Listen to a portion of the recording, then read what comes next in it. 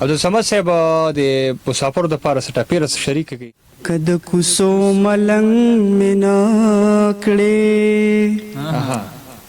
زه به په خپلې ځوانۍ نه کوم نازونه په زړه مې شنه غوړاس کې سوازي نری نری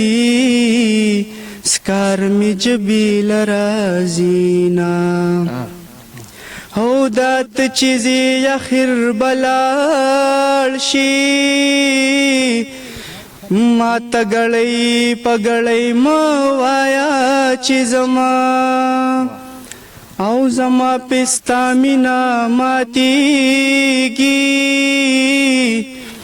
کشرې خور دی په کوڅو کې ښکلو ما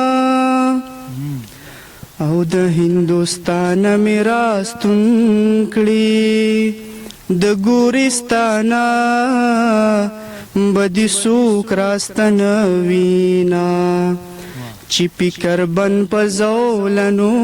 کم چې رانه خلاص شي برابر جانا لزینا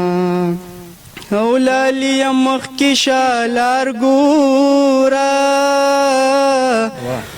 زما لیدلې لارې ټولې ړنګې دینا